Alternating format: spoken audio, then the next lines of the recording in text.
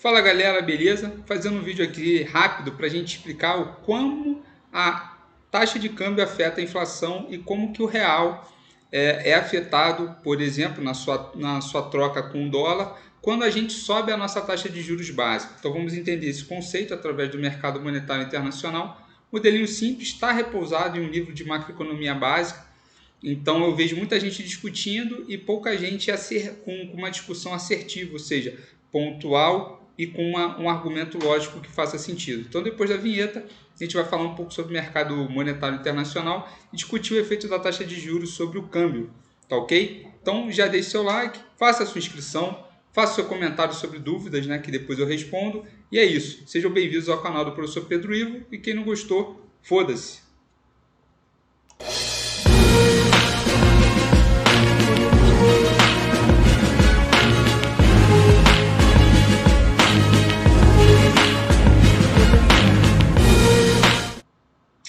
Bom, galera, vamos começar a nossa apresentação. Vai demorar aqui em torno de uns 10 minutinhos. Espero não ultrapassar esse tempo. Vamos ver se a gente consegue, então, respeitar esse tempo. Então, primeira coisa, investimento externo líquido versus exportações líquidas. Então, o que é um investimento externo líquido? Ou seja, o quanto que um país investe fora. Então, o investimento externo líquido é simplesmente a compra ou aquisição de ativos estrangeiros por residentes domésticos. Ou seja, fluxo externo de capital menos aquisição de investimentos domésticos por estrangeiros, capital inflow, ou seja, influxo de capital. Isso se dá exatamente porque por conta de que cada transação internacional envolve uma troca de um ativo por um bem ou um serviço, ou seja, se eu compro, faço um investimento, na realidade eu estou fazendo uma compra de um ativo ou serviço. Ah, professor, comprei dívida externa, isso é serviço? Sim, serviço da dívida. Por isso, toda vez que você recebe juros, isso vai para a balança de transação comercial, porque é uma troca de serviços. Uma economia, então, possui um investimento externo líquido sempre igual às suas exportações líquidas. Quanto mais você investe fora do país, isso é igual às suas exportações líquidas, ou seja, o que você exporta menos o que você importa. Não à toa, para que a China se mantenha com uma balança comercial sempre favorável aos Estados Unidos, o que ela faz?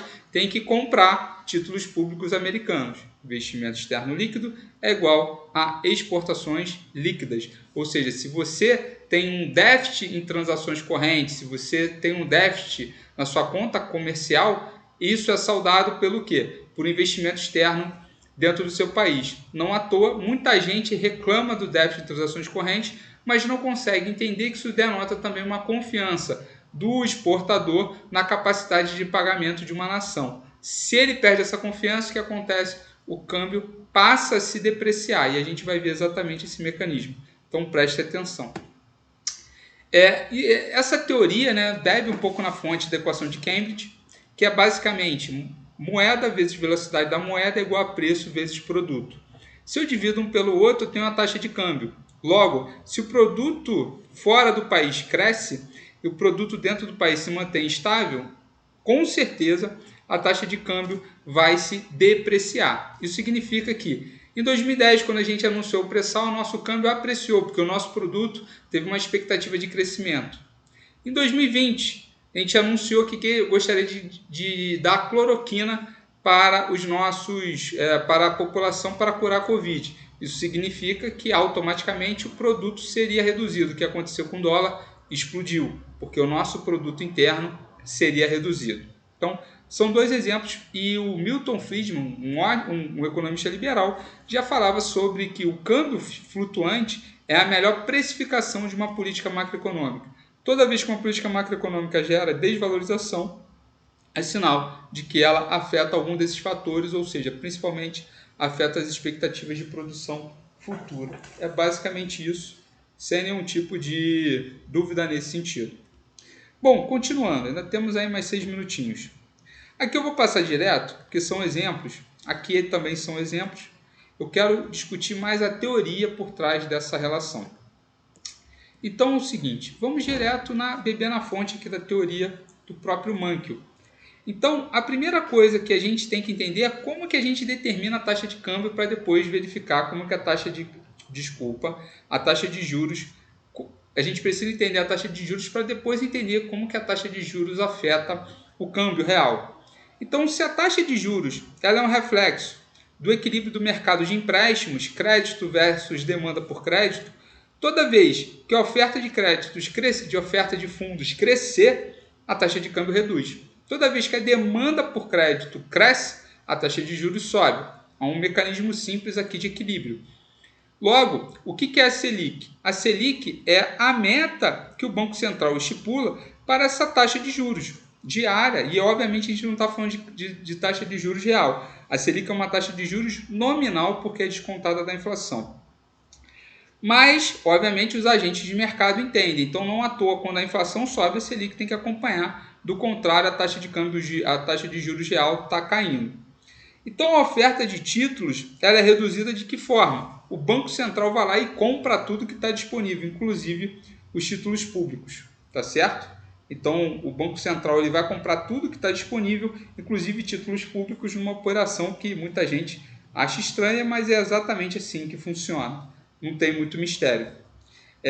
A partir daí, quando o mercado de títulos equilibra essa taxa de juros real, a gente analisa o investimento externo líquido. Lembrando que quanto maior os juros, maior o investimento interno líquido, ou seja, mais gente de fora e de dentro vai comprar títulos públicos ou investir no país. Quanto menor a taxa de juros, mais gente vai o quê? Exportar crédito. Então, quando a taxa de juros é alta, um país é importador de crédito. Quando a taxa de juros é baixa, o país é exportador de crédito. Como o investimento externo líquido é igual às exportações líquidas, eles determinam a oferta de quê? De divisa estrangeira. Ao determinar essa oferta, a gente tem essa tríade, porque ao demonstrar a oferta de moeda estrangeira aqui, junto com a demanda, a gente calcula a taxa de câmbio real. Então, toda vez que o juros sobe, a oferta de câmbio, a oferta de moeda nacional, ela se reduz, o que gera uma apreciação cambial. Toda vez que a taxa de juros cai, a oferta de moeda nacional aumenta, o que gera uma depreciação cambial. Então, essa lógica é bastante simples, meus amigos, bastante simples. Vou repetir. Toda vez que a taxa de juros subir, você tem um aumento da oferta de moeda nacional, tá certo? E aí, toda vez que a taxa de juros subir, você tem uma diminuição da oferta de moeda nacional, o que faz com que a sua taxa de câmbio real se aprecie. Toda vez que você tem uma queda na taxa de juros, você tem um aumento da oferta de moeda nacional, o que faz com que sua taxa de câmbio deprecie. Então, duas perguntinhas, vamos ver se a gente consegue responder para finalizar a aula de hoje. Então, se o modelo é desenvolvido em dois mercados para determinar preço, tá certo? Quais são os preços que são determinados nesse mercado? Taxa de câmbio nominal e taxa de juros nominal? Não. Taxa nominal de câmbio? Não. Taxa nominal de juros? Não. A gente está falando de taxa real de câmbio e taxa real de juros. Então, letra D. 4. Com tudo igual, ou seja, ceteris paribus, ou seja, tudo em equilíbrio, um aumento na taxa, no investimento externo líquido, tá certo?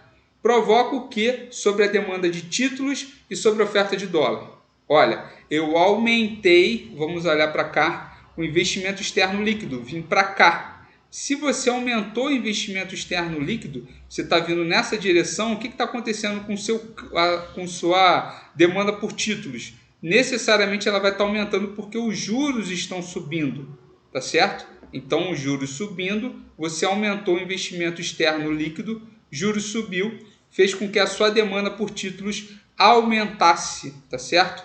Se a demanda por títulos aumentasse, o que acontece com a sua oferta de dólar? Ela diminui, tá certo? Então, letra D e letra B nessa resposta. Tudo bem? Qualquer dúvida e sugestões, pessoal, estou aqui. Estou no Mercado Monetário Internacional. Qualquer dúvida aí e crítica vocês podem falar comigo. Mas a ideia é bem simples, né? Então, a gente percebeu que o mercado de títulos é o dual das exportações. Então, se você quer exportar muito, você precisa manter uma taxa de juros menor, porque você vai ter que fazer investimento externo. Se você quer exportar muito com uma taxa de juros muito elevada, vai haver uma contradição, porque uma taxa de juros muito elevada faz com que você receba muito investimento externo líquido, ou seja, precisa haver sempre um equilíbrio. Hoje no Brasil, se a gente tem baixo investimento externo líquido por conta da taxa de câmbio, significa que a gente tem exportações líquidas o quê? Cada vez menores. Então existe aí uma contradição, não existe uma compensação. Então quando a gente fala que o investidor externo está desconfiado do Brasil, a gente fala que inclusive as nossas exportações não estão lá das melhores, ou seja, por isso que o câmbio tem se depreciado constantemente. Lembrando que isso aqui era um modelo de curto prazo, a gente quer analisar a dinâmica de curto prazo. No longo prazo, existem modelos muito mais avançados para explicar para a gente a dinâmica desse mercado. Um abraço, deixe seu like, escreva seu comentário, sejam bem-vindos ao canal do professor Pedro Ivo e quem não gostou, foda-se.